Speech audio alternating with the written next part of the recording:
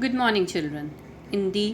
This is Kiran, your teacher. In the last video, I have started chapter India under Delhi Sultanate, and I have discussed with you about society and religion, administration and trade, and how to increase the economy of the country, industry setup, and all. Now, today you will learn about literature and education in the Delhi Sultanate period. Language. Under this first will come language. The Sultanate period saw the spread of two languages known as Persian and Arabic and the birth of a new language called Urdu. And in Indian regional languages also great literature was produced such as Sanskrit language, Gujarati, Hindi, Marathi, Tamil and Kannada. For Hindus, Sanskrit was the language for higher learning, and for Muslim, Persian was the language of higher learning, and Persian and Sanskrit were the languages of the high classes, elite classes. Amir Khusrau, also known as Tutte Hindu, the parrot of India, he was a poet in the court of Alauddin Khalji, and a person who wrote fine poetry in Hindi and Persian. He can write in both languages, Hindi language and Persian language. There is a one more person is there, Manhaj us Siraj.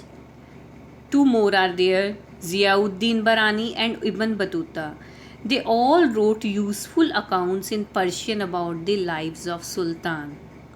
Children, Barani is noted for his Tarike-Firuz Shahi also. Now children, I have told you about Sanskrit. Sanskrit was the language of elite class, and there was a center of Sanskrit learning also opened in Mithilia, that is a place in Bihar. Present day it is in Bihar during the Sultanate period. And children, do you know Urdu was born in the camps of soldiers. This language was a mixture of Arabic and Persian and local languages spoken by soldiers of Sultanate. Among the famous Sanskrit and Hindu works of the Sultanate period are Padmavat, Prithviraj Raso, Chandravat and Sursagar.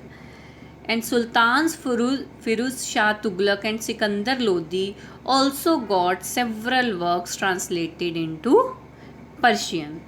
Now, under literature and education, next one is education.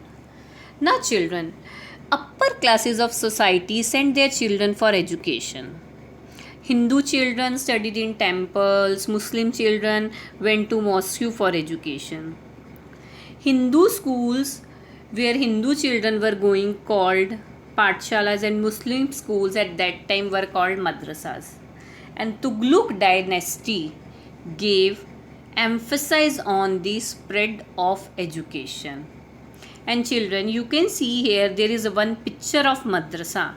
This madrasa was built by Firuz Shah Tughlaq near Hauz Khas in Delhi. In Delhi there is one place named Hauz Khas. Near this place, madrasa built by Firuz Shah Tughlaq. And children, at that time it was considered the largest and best equipped center of Islamic learning in the world. And this center was this madrasa that was set up by Firuz Shah. And after the siege of Baghdad, Delhi became the important place in the world for Islamic education.